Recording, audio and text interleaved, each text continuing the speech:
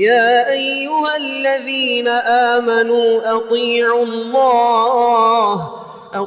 الله وأطيعوا الرسول ولا تبطلوا أعمالكم.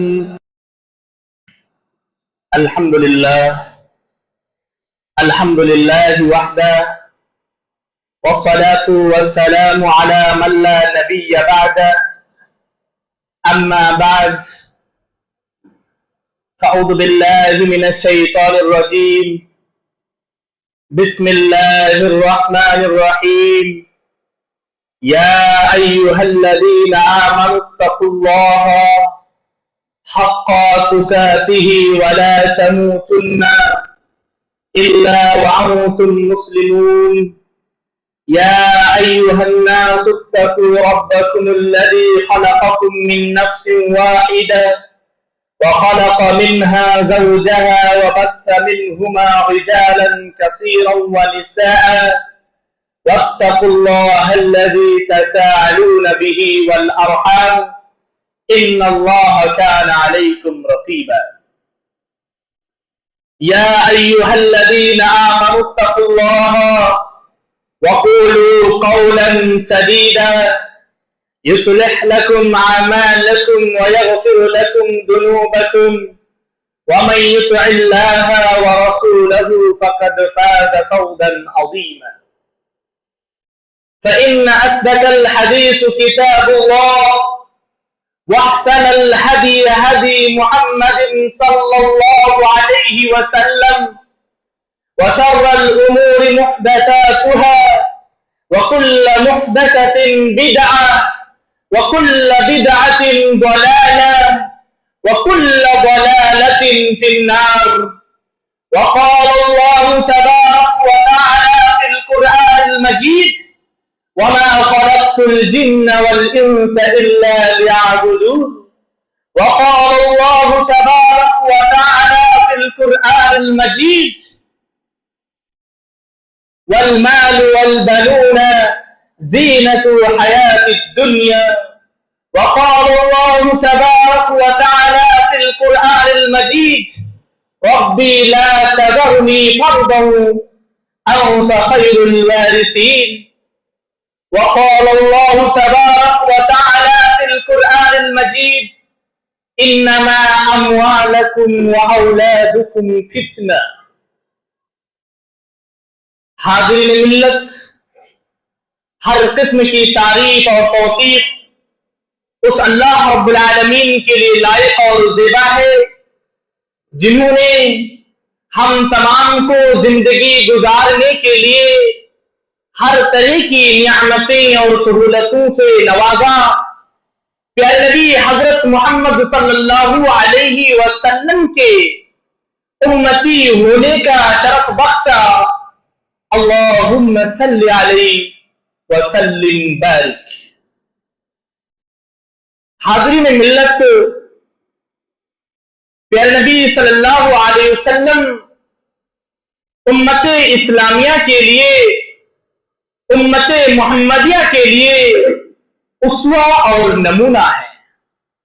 لقد كان لكم في رسول الله اسوة حسنة، آپ کے لیے، ہمارے لیے رسول اکرم صلی اللہ علیہ وسلم کی زندگی اسوہ اور نمونہ ہے۔ انسان اس بات پر ایمان رکھتا ہے کہ اللہ رب العالمین تنہا مالک ہے، اس بات پر ایمان رکھتا ہے کہ وہ تنہا خالق ہے، اس بات پر ایمان رکھتا ہے کہ اس دنیا سے ایک دن کوچ کر کے جانا ہے، اس دنیا سے ایک دن رخصت ہونا ہے، اس بات پر ایمان رکھتا ہے کہ جو کچھ ہم اور آپ اس دنیا میں کرتے ہیں فَمَن يَعْمَلْ مِثْقَالَ ذَرَّةٍ خَيْرًا يَرَهُ وَمَن يَعْمَلْ مِثْقَالَ ذَرَّةٍ شَرًّا يَرَهُ، اس کا حشر کے میدان میں، قیامت کے دن میں حساب و کتاب کیا جائے گا۔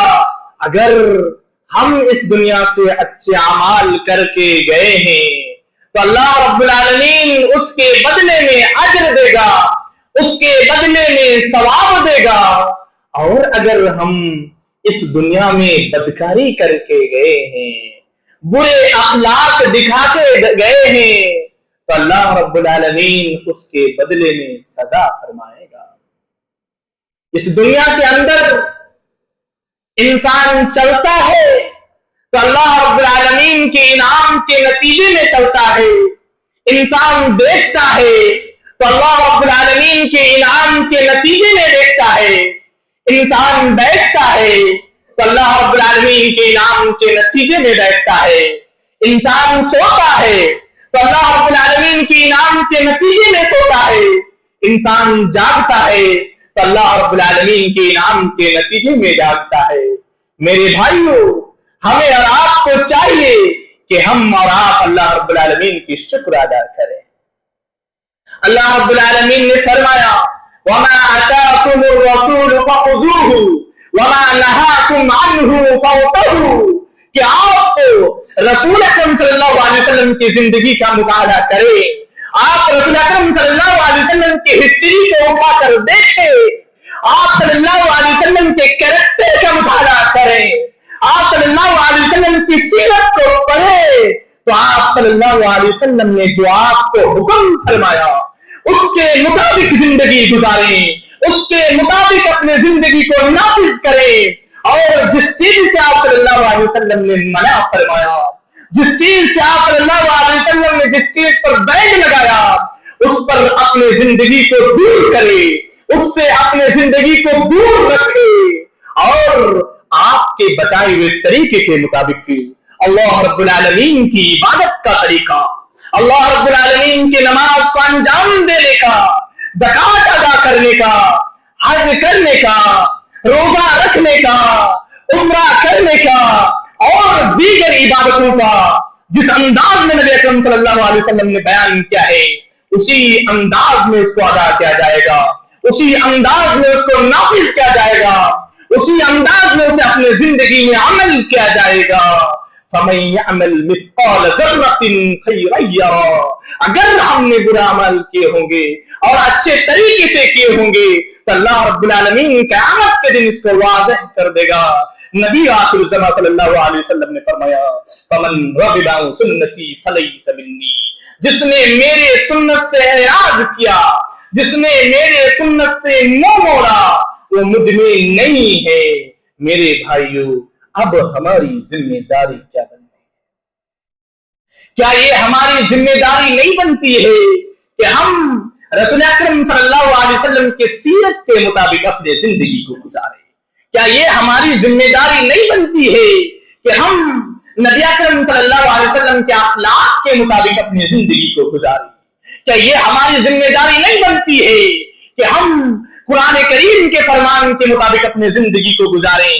کیا یہ ہماری ذمہ داری نہیں بنتی ہے کہ ہم صحابہ اکرام کے درس و تدریس کے مطابق اپنی زندگی کو گزاریں؟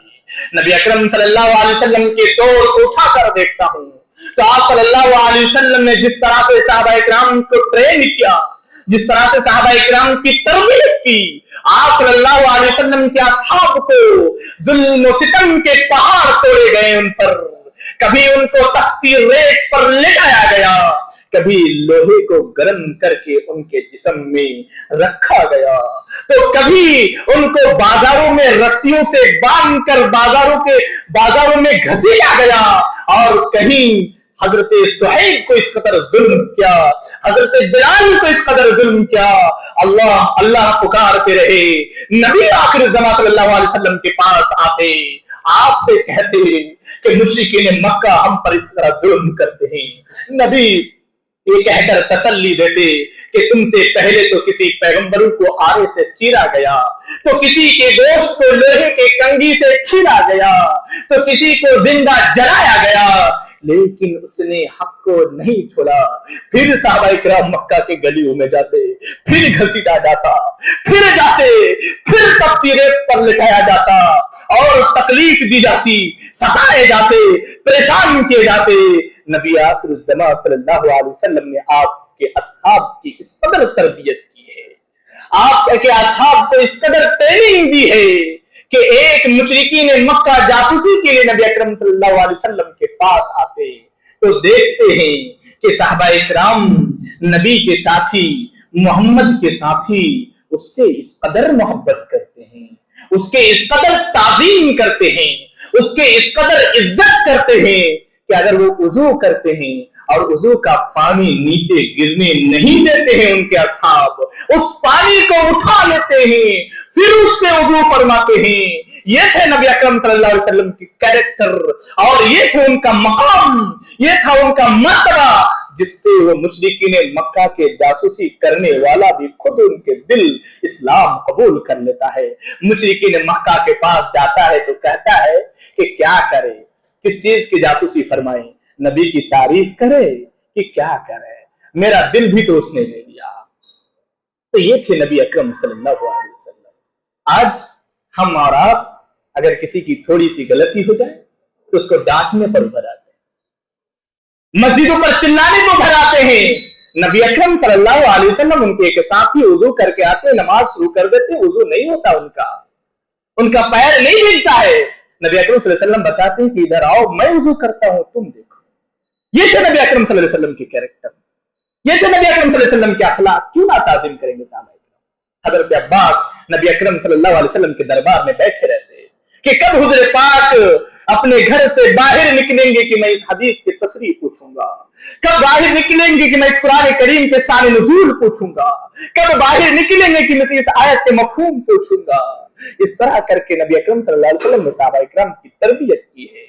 حضرت عبداللہ ابن عباس حضرت ابوبکر کی صحبت میں رہیں، حضرت عمر فاروق کے صحبت میں رہیں، حضرت علی رضی اللہ تعالی عنہما کے صحبت میں رہے، حضرت عثمان غنی رضی اللہ تعالی عنہما کے صحبت میں رہے۔ یہ تھی حضرت عباس جس کی تربیت نبی اکرم صلی اللہ علیہ وسلم نے کی ہے، جس کی تربیت حضرت ابوبکر نے کی ہے، جس کی تربیت حضرت عثمان نے کی ہے، جس کی تربیت حضرت علی نے کیا ہے۔ اور وہ شخص کیسا ہو سکتا ہے؟ وہ پورے دنیا کا مفسر قرآن میں ہوتا ہے۔ آج بھی اگر قرآن کے اندر کسی کی رائے سب سے زیادہ مقبول مانا جاتا ہے تو حضرت عبداللہ ابن عباس کی رائے مقبول مانی جاتی ہے۔ کیوں؟ کیونکہ ان کی تربیت نبی اکرم صلی اللہ علیہ وسلم کے ہاتھ ہوتی ہے۔ نبی اکرم صلی اللہ علیہ وسلم کے اخلاق اس قدر تھے کہ صحابہ اکرام کے دل کو اس قدر موہ لیے کہ جس نے آپ سے دشمنی کے لیے آیا، سر اس کا چھینا جو سر لینے آیا، دل اس کا چھینا جو سر لینے آیا۔ یہ بندہ نوازی کا محبت کا جوہر دکھایا، یہ بندہ محبت کا جوہر دکھایا، خود کھاتے جو اور جواہر لٹاتے۔ گوادی ہم نے میرے بھائیوں، گوادی ہم نے جو اسلاف سے میراث پائے تھے، گوادی ہم نے جو اسلاف سے میراث پائی تھی، سریا سے زمین پہ آسمان نے ہم کو دے مارا۔ یہ تھے نبی اکرم صلی اللہ علیہ وسلم کے اخلاق۔ حضرت عائشہ صدیقہ رضی اللہ تعالی عنہا نبی اکرم صلی اللہ علیہ وسلم کے ساتھ رہتے رہتے محدثہ بن جاتی ہے، مفسرہ بن جاتی ہے، فقیہہ بن جاتی ہے۔ نبی اکرم صلی اللہ علیہ وسلم جتنے لوگ آپ کے ساتھ رہتے آپ ان کو درس دیتے، آپ ان کی تربیت کرتے، لیکن افسوس کا مقام ہے کہ آج ہماری حالت کیا ہے۔ آج اس پرفتن دور میں، آج اس حالات میں سب سے جو امپورٹنٹ مسئلہ ہے، سب سے جو اہم مسئلہ ہے، جس میں مسلمان سستی کے شکار ہے، جس میں مسلمان ناکامی کے شکار ہے، جس میں مسلمان کاہلی کے شکار ہے، وہ تربیت اولاد ہے، وہ تربیت اولاد کا مسئلہ ہے۔ ورنہ مسلمانوں، ورنہ نوجوانوں، ہمارے ماضی بڑا شاندار تھے، تابناک تھے۔ ہندوستان میں علماء اکرام کے فعل تھے، علماء اکرام کی اتحاد ہے، اور صرف ہندوستان میں حدیث کو لوگوں کو مستفید نہیں کیا بلکہ سعودی عرب سے بھی لوگ ہندوستان میں حدیث کے سند لینے کے لیے آئے، حدیث کے شہادہ لینے کے لیے آئے۔ یہاں کے علماء اکرام محدثین تھے، یہاں کے علماء اکرام فقیہ تھے، یہاں کے علماء اکرام مفسرین تھے۔ ہندوستان کی ایک بڑی تعداد ہے جہاں سے دین کا پرچار ہوتا ہے، جہاں سے شریعت کا پرچار ہوتا ہے، لیکن آج ہماری حالت کیا क्या है। उठाओ तारीख 1857 की, मुसलमानों के साथ जब जुल्म सितम की चक्कियां पीसी गई, मुसलमानों को कैद की सजाएं सुनाए गए, मुसलमानों को जेल के सलाखों में भेजा गया, मुसलमानों को फांसी के फांदे पे चढ़ाया गया, मुसलमानों के खून बहाए गए। उस वक्त अंग्रेजी अफसरान ने कहा कि अगर हिंदुस्तान में हुकूमत करना चाहते हो, यूं मुसलमानों को कैद करके नहीं होगा, यूं मुसलमान को जेल के सलाखों में डालकर नहीं होगा, मुसलमान के खून को बहाने से नहीं होगा। क्योंकि किसी शायर ने कहा है कि इस्लाम वो पौधा है, काटोगे तो हरा होगा। इस्लाम वो पौधा है, काटोगे तो हरा होगा। यही वजह है मेरे भाइयों कि अगर मुसलमान को तुम मारोगे, उनके खून बहाओगे, तो तुम हिंदुस्तान पे हुकूमत नहीं कर सकते हो। क्योंकि हिंदुस्तान में मुसलमानों को जितना मारोगे, उनका ईमान उतना ही ताजा होगा। किसी अफसर ने कहा कि क्या करे, फरमाया कि अगर मुसलमानों को पिस्पा करना है, अगर मुसलमानों को जवाल करना है, अगर मुसलमानों पर हुकूमत करनी है, अगर हिंदुस्तान पे हुकूमत करनी है, तो मुसलमानों की एक ताकत है, एक बहुत बड़ी ताकत है, उस ताकत को खत्म करना पड़ेगा। और वो ताकत मुसलमानों को कत्ल करके नहीं होगा, वो ताकत मुसलमानों को जेल के सलाखों में डालकर खत्म नहीं होगा। अगर वो ताकत खत्म होंगी, वो ईमान का ताकत है। उनके अंदर, उनके पीछे जो छुपे हुए है ईमान की ताकत, जब तुम इस ताकत को खत्म करोगे तो फिर तुम हिंदुस्तान पे हुकूमत कर सकते हो। वरना मुसलमान आखिरी खून के कतरे तक लड़ते रहेंगे, अपने खून के बलिदान दे देंगे, अपने जान को कुर्बान कर देंगे, लेकिन वतने अजीज से किसी के साथ साजबाज करने वाला नहीं है, किसी के साथ जो है हाथ मिलाने वाला नहीं है। मुसलमानों को अगर खत्म करना चाहते हो, उसके ईमान पर हमला करो। उसके ईमान पर कैसे हमला किया जाए? कहा कि मुसलमानों के बस्तियों में जितना कुएं हैं, उन सारे पानी के कुएं को ढा दिया जाए, उन पानी के कुएं को खत्म कर दिया जाए। मुसलमान जो आटा इस्तेमाल करते हैं खाने के लिए, उस आटा में नशा मिलाया जाए, उसमें सुअर के चर्बी मिलाया जाए, और मुसलमानों के बस्तियों में शराब के पैकेज प्रोडक्ट भेजा जाए, शराब के पैकेज भेजा जाए। जब मुसलमान के नौजवान ये शराब पीकर मस्त हो जाएंगे, फजर की नमाज में नहीं आ पाएंगे। वरना याद रखना, जब तक मुसलमान फजर की नमाज में आते रहेंगे, तुम उन पर हुकूमत नहीं कर सकते हो, तुम हिंदुस्तान पर हुकूमत नहीं कर सकते हो। तो इसलिए अव्वलीन काम यह है कि मुसलमानों के ईमान को छीनो, और ईमान को छीनने के लिए सबसे बेहतर रास्ता यह है कि उसके नशे में उनको धुंध कर दो। लेकिन हिंदुस्तान के मुसलमानों ने इसका बायकाट किया, हिंदुस्तान के मुसलमान ने इसके खिलाफ प्रोटेस्ट किया, मुसलमान ने प्रोटेस्ट किए और इनको इनकार कर दिया। उलमा इकराम कहने लगे मैं प्यास में तड़पते तड़पते मर जाऊंगा, लेकिन अंग्रेजों के साजिश से उनके शराब को मैं नहीं पी सकता। नौजवानों ने कहा मैं शराब को हाथ नहीं लगाऊंगा, आखिरी जान तक मैं चीखते चिल्लाते मर जाऊंगा, लेकिन शराब को नहीं पीऊंगा। जिस वजह से ना जाने कितने मुसलमानों के खून बहाए गए, ना जाने कितने मुसलमानों को गाड़ियों से रोका गया, कितने मुसलमानों को फांसी के फांदे पर चढ़ाए गए, लेकिन हमारे बुजुर्गों ने इसको एक्सेप्ट करने के लिए तैयार नहीं थे, इसको मानने के लिए तैयार नहीं थे। लेकिन आज हमारे उनके बच्चों की औलाद क्या है, उनके बच्चों की हालात क्या है, उनके नस्ल की हालात क्या है, जिन मुसलमानों ने शराब ना पीने की वजह से अपने जान को कुर्बान कर दिए, अपने बच्चे को यतीम कर दिए, अपने बीवी को बेवा कर दिए। आज उनके नस्ल के घर में शराब का प्रोडक्ट तैयार किया जाता है, शराब का डिस्पोजल तैयार किया जाता है, शराब का पैकेज तैयार किया जाता है, और मुसलमानों के बस्तियों में शराब को खुलेआम पिया जा रहा है और शराब को तैयार किया जाता है। मेरे भाई, आज हिंदुस्तान के हालात और हिंदुस्तान के माहौल जिस हालात पर खड़ी है मेरे भाइयों, اگر ہم نے اپنے بچوں کو صحیح تربیت نہیں کی، اگر ہم نے اپنے بچوں کو ہندوستان کے آئین سے واقف نہیں کرایا، اگر ہم اپنے بچوں کو صحیح ایجوکیشن نہیں دے، اگر ہم نے اپنے بچوں کو قرآن کریم کی تعلیم نہیں دی، حدیث کی تعلیم نہیں دی، شریعت کی تعلیم نہیں دی، تو یاد رکھیے گا یہ مسجدیں کہیں ویران نہ ہو جائے۔ یاد رکھیے گا اس مسجد میں امامت کرانے والا نہ ملے، اذان دینے والا نہ ملے، جنازہ کی نماز پڑھانے والا نہ ملے، کہیں ایسا نہ ہو میرے بھائیو۔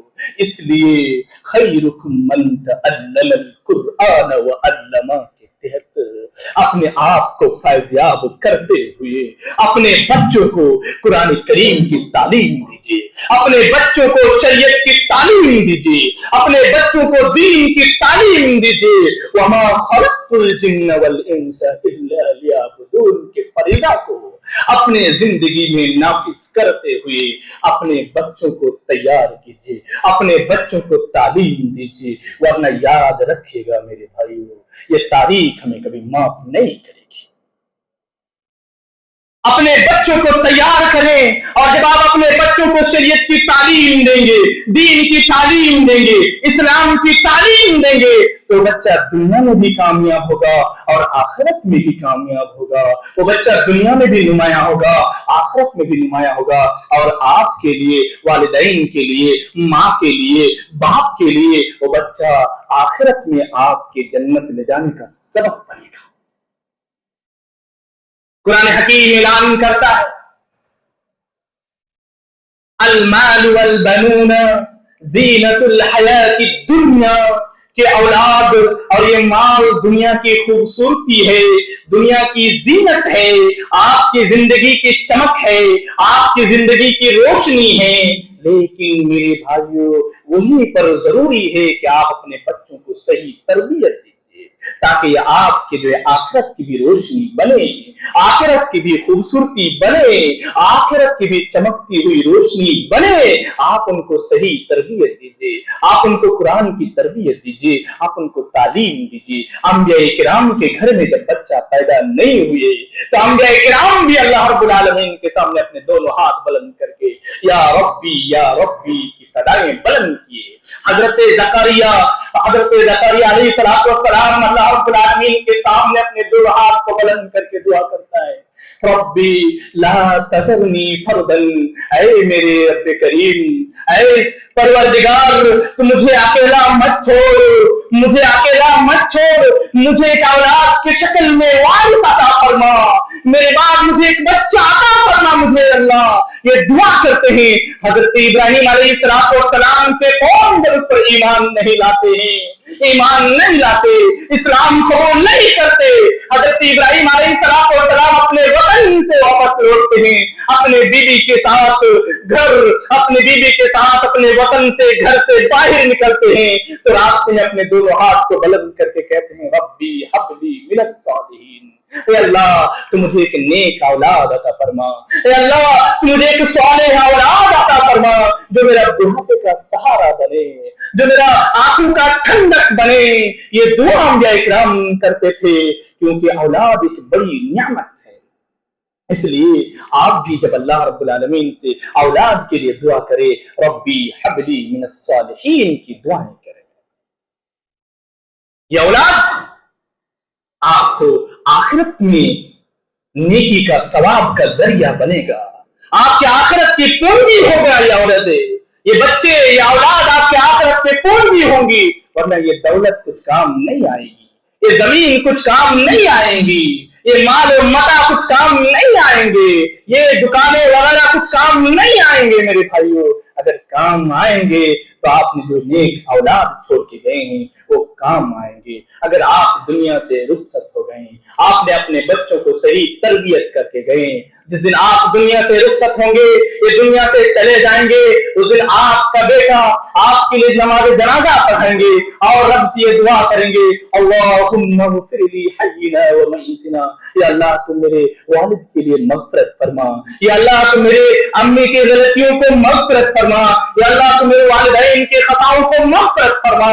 جب جنازہ اٹھا کر لے جایا جائے گا، قبر کے اندر دفن کرنے کے لیے لے جایا جائے گا، वो बच्चा आपके खड़े होंगे और कहेंगे बिस्मिल्लाहि व अला सुन्नती रसूलिल्लाही, ऐ मेरे वालिद तू तो मुझे दुनिया से छोड़ के चला गया, लेकिन आज तुझे इस कब्र के अंदर अल्लाह रब्बुल आलमीन के नाम के साथ और नबी अकरम सल्लल्लाहु अलैहि वसल्लम के सुन्नत के साथ तुझे कब्र में उतर रहा हूँ।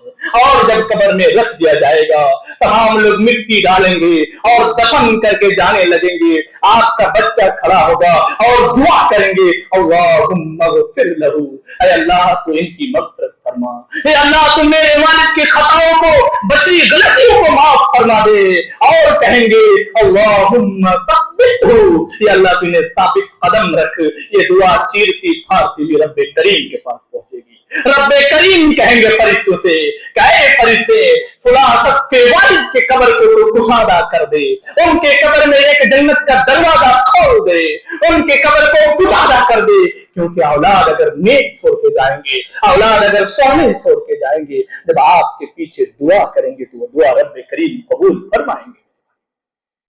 इसलिए आप औलाद को नेक छोड़कर जाएं। जब आपके औलाद वहां से घर वापस आएंगे, मस्जिद आएंगे, ये दुआ करेंगे वकुर रब्बिरहम्हुमा कमा रब्बयानी सगीरा, कि अल्लाह तू उन पर रहम फरमा, उस पर शफकत फरमा जिस कदर उसने बचपन में मेरे साथ शफकत फरमाया था, जिस कदर उसने बचपन में मेरे साथ मेहरबानी की थी, अल्लाह तू उस पर उस कदर मेहरबानी अता फरमा। ये दुआ करेंगे मेरे भाई। मुस्लिम शरीफ की हदीस है, नबी अकरम सल्लल्लाहु अलैहि वसल्लम फरमाते हैं कि इंसान दुनिया से चले जाने के बाद, इंतकाल हो जाने के बाद, वफात होने के बाद दुनिया के 3 चीजों से उनको फायदा पहुंचता है। 3 चीजों से उनको फायदा पहुंचता है। एक, सदका जारिया।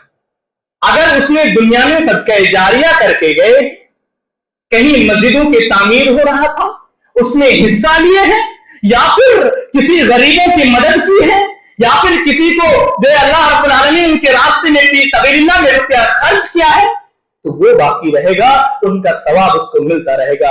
इसी तरह जो उसने इल्म दिया है लोगों को, जो इल्म सिखाया है, जो नाफे इल्म है, जो नफा बख्श है, जो अपने बच्चों को सही तरबियत दिए हैं, अपने बच्चों को सही गाइड किए हैं, इस तरह नमाज पढ़ा जाए, अपने बच्चों को बचपन से ही मस्जिद में लेकर आए, अपने बच्चों को नमाज पढ़ाए, अपने बच्चों को रोजा रखवाया, सब कुछ किए। उसके जाने के बाद कम से कम अगर उसके बच्चे ही सही से दीन पर कायम रहे, सही से नमाज पढ़े, सही से रोजा रखे, तो इसके सवाब भी उनके वालिद मोहतरम को मिलेंगे, इसके सवाब भी उनके वालिदा मोहतरमा को मिलेंगे। इसी तरह से तीसरी चीज ये है कि वलदुन सालिह, नेक औलाद अगर छोड़ के जाते हैं और वो औलाद आपके हक में दुआ करता है, तो अल्लाह रब्बुल आलमीन भी इसका सवाब आपको पहुंचाएगा। मुस्लिम शरीफ की हदीस के 3 चीजें पहुंचा करते हैं। लेकिन यहां पर एक नुक्ता मैं उजागर कर देना मुनासिब समझता हूं, वो ये है कि औलाद जो है नेक होना चाहिए, सालेह होना चाहिए, और वो औलाद सालेह और नेक तभी होगा जब आप उनकी परवरिश हलाल माल से किए होंगे, सही माल से किए होंगे। अगर आप उनकी परवरिश सही माल से नहीं किए हैं, हराम माल से उनकी परवरिश किए हैं, ये बंदा सालेह तो नहीं हो सकता, ये बंदा नेक नहीं हो सकता। रब्बे करीम इनकी दुआएं भी आपके हक में कबूल नहीं करेंगे। एक शख्स अल्लाह रब्बुल आलमीन के सामने अपने दोनों हाथ को बुलंद करते हैं, या रब्बी व मतअमुहु हराम व मशरबुहु हराम व गुदिया बिल हराम, जिसका खाना हराम, जिसका पीना हराम, जिसकी परवरिश हराम से हुई है, क्या उनकी दुआएं कबूल हो सकती है? नहीं हो सकती उनकी दुआएं। इसीलिए अपने बाद जो औलाद को छोड़ के जाए वो नेक होना चाहिए, वो सालेह औलाद होना चाहिए मेरे भाई। और हमारे माओ की क्या जिम्मेदारी है? उम्मे सुलैम की तारीख उठाकर देखता हूं, हजरत अनस की मां की तारीख उठाकर देखता हूं, तो हजरत अनस की मां अल्लाह रब्बुल आलमीन से दुआ करती है और कहती है, अल्लाह तू मुझे एक बेटा नवाज, अल्लाह तू मुझे एक बेटा दे, अगर तू मुझे एक बेटा दोगे तो मैं उसे नबी की खातिम बना दूंगी। जब हजरत अनस पैदा होते हैं, नबी अकरम सल्लल्लाहु अलैहि वसल्लम हिजरत करके मदीना आते हैं, तमाम मुसलमान नबी अकरम सल्लल्लाहु अलैहि वसल्लम को हदिया तोहफा से नवाज रहे थे। उस वक्त उम्मे सुलैम हजरत अनस की मां नबी अकरम सल्लल्लाहु अलैहि वसल्लम की खिदमत में आती है और कहती है, कहे आका, ऐ सरवर कौनैन, मेरे पास तो देने का कुछ नहीं है, मेरे पास देने का कुछ नहीं है, لیکن میرا بیٹا ہے, میں اسے آپ کے خادم بنانا چاہتا ہوں, میں اسے آپ کے خادم بنانا چاہتا ہوں. لیکن صرف آپ کے خادم نہیں بنائے حضرت انس کی ماں, بلکہ آپ کی تربیت میں دے دی. آپ صلی اللہ علیہ وسلم ان کے معلم ہو گئے, آپ صلی اللہ علیہ وسلم ان کے استاد ہو گئے. حضرت ام سلیم کس قدر ذہن کے مالک تھے کہ اپنے بچوں کو خدمت میں دیے, لیکن نبی اکرم صلی اللہ علیہ وسلم کے شاگرد بھی بنا دیے. اور جن کو شاگرد کی صرف حاصل ہو جائے وہ بے مثال ہو سکتا ہے, وہ نوجوان وہ بچہ بے مثال بچہ ہوگا. اس لیے میری مائیں جو صالحہ ہوتی ہے, جو عفیفہ ہوتی ہے, جو نیک ہوتی ہے, تو ان کے پیٹ سے امام ربیعہ جیسا بچہ پیدا ہوتا ہے, ان کے پیٹ سے امام بخاری جیسا بچہ پیدا ہوتا ہے, ان کے پیٹ سے امام مسلم جیسا بچہ پیدا ہوتا ہے. لیکن آج ہمارے ماؤں کی حالت کیا ہے؟ آج ہمارے مائیں تو ٹی وی میں اور سیریل دیکھنے میں ویست ہے. کہاں سے اپنے بچوں کی تربیت کریں گے, کہاں سے اپنے بچوں کی پرورش کریں گے؟ جب آپ کے بچے اسکول سے آئے تو آپ اپنے بچے کے ساتھ آپ کو کیا سلوک کرنا چاہیے؟ جہاں پر آپ کے بچے اسکول کے لیے 5 گھنٹے کی تیاری کرے, وہاں پر 1 گھنٹہ آپ کی ذمہ داری ہے کہ آپ اسے نبی اکرم صلی اللہ علیہ وسلم کے کیریکٹر کو بتاؤ, آپ اسے نبی اکرم صلی اللہ علیہ وسلم کی ہسٹوری کو بتاؤ, آپ اسے اسلام کے پیغام دو, آپ اسے توحید کے پیغام دو, آپ اسے شریعت کا پیغام دو. اگر 1 گھنٹہ اسلام کے لیے نکال نہیں سکتی آپ کو, تو آپ اپنے بچوں کی تربیت نہیں کر رہی ہے, بلکہ انہیں برباد کر رہی ہے. اللہ سے دعا کرتا ہوں کہ اللہ تعالی ہم تمام کو صحیح سلیم سمجھنے کی توفیق عطا فرمائے. آمین. وصلی اللہ علی نبینا محمد وعلی آلہ وصحبہ وسلم. الحمد للہ وحدہ والصلاة والسلام علی من لا نبی بعد. اما بعد فاعوذ باللہ من الشیطان الرجیم. بسم اللہ الرحمن الرحیم. انما الاموال والاولاد فتنہ. جہاں پر بچے نعمت ہے وہیں پر بچے فتنہ بھی ہے. وہ فتنہ کیسے؟ اگر ہم نے اس کی صحیح تربیت نہیں کی تو بچہ فتنہ ہے. اگر ہم نے مال کو صحیح جگہ پر استعمال نہیں کیا تو یہ مال بھی فتنہ ہے. اگر ہم نے اس کو تعلیم صحیح سے نہیں دی تو یہ تعلیم بھی فتنہ ہے. کیا ایک ماں اپنے بچوں کو ڈاکٹر بنا سکتی ہے, نمازی نہیں بنا سکتی؟ انجینئر بنا سکتی ہے, پروفیسر بنا سکتی ہے, تو کیا حافظ قرآن نہیں بنا سکتی؟ ماؤں کی ضرورت ہے کہ اپنے بچوں کو تربیت کرے. ایک ماں اپنے بچوں کو اسکول کے لیے صبح سویرے بیدار کر سکتی ہے, لیکن کیا فجر کی نماز کے لیے بیدار نہیں کر سکتی ہے؟ رات میں اٹھا کر کھانا کھلا سکتی ہے, لیکن کیا عشاء کی نماز نہیں پڑھنے کہہ سکتی ہے؟ ہم کیا کر رہے ہیں؟ ہم کیسے تربیت کرتے ہیں اپنے بچوں کی؟ ہم اسکول کے لیے تو جگا سکتے ہیں, لیکن نماز کے لیے نہیں جگا سکتے ہیں. یہی بچہ آپ کے چلے جانے کے بعد جب بدکاریوں میں ملبس ہو جائیں گے, غلط راستے میں ملبس ہو جائیں گے, تو لوگ دنیا میں بھی آپ کو گالی دیں گے اور آخرت میں بھی آپ کی حالات خراب ہوں گی. کیونکہ کل قیامت کے دن اللہ رب العالمین نے فرمائے گا, اللہ رب العالمین سوال کرے گا, میں تمہارے اولاد کو تمہیں ذمہ دار بنایا تھا, تمہیں سرپرست بنایا تھا, تم نے ذمہ داری کیسے ادا کی؟ تم نے ذمہ داری کو کس طرح نبھائی؟ یہ سوال رب کریم کل قیامت کے کوٹ میں آپ سے اور ہمیں پوچھنے والا ہے. اس لیے اپنے بچوں کو جہاں اسکول کے لیے تیار کرے وہاں پر نماز کے لیے تیار کرے. اپنے بچوں کو جہاں اسکول کے لیے 5 گھنٹہ ہوم ورک کرے, وہاں پر آپ اپنے بچوں کو ایک پروجیکٹ دے اور کہے بچہ مسجد حرام کے بارے میں ان کا رقبہ کتنا ہے, ان کا کیا ہے, کتنا ہے, کہاں پہ واقع ہے, کس نے اس گھر کو تعمیر کی ہے, اس کے بارے میں ایک پروجیکٹ مجھے 2 دن کے اندر تیار کر کے.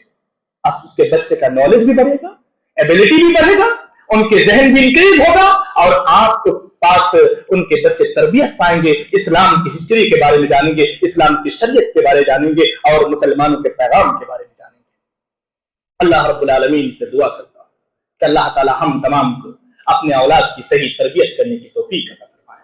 یا اللہ ہم تمام کو اپنے بچوں کو حافظ قرآن بنانے کی توفیق عطا فرمائے. کم از کم حافظ قرآن نہیں تو چھوٹے چھوٹے سورت تو یاد دلا سکتے ہیں, یاد کروا سکتے ہیں. ہمیں اور آپ کو اللہ رب العالمین توفیق دے اپنے بچوں کو سورت کو یاد کرانے کی, دعا سکھانے کی, اپنے بچوں کو صحیح تربیت کرنے کی. یا اللہ جو ہم میں پریشان حال ہے ان کے پریشانی کو دور فرما. یا اللہ جو مصیبتوں میں مبتلا ہے ان کے مصیبتوں کو ازالہ فرما. آمین. اللهم صل على محمد وعلى آل محمد كما صليت على إبراهيم وعلى آل إبراهيم إنك حميد مجيد. اللهم بارك على محمد وعلى آل محمد كما باركت على إبراهيم وعلى آل إبراهيم إنك حميد مجيد. عباد الله رحمكم الله إن الله يأمركم بالعدل والإحسان وإيتاء ذي القربى وينهى عن الفحشاء والمنكر والبغي يعظكم لعلكم تذكرون. ولذكر الله تعالى وعلى وعز وجل وتم وحمد أكبر. وأقيموا الصلاة والسلام عليكم ورحمة الله.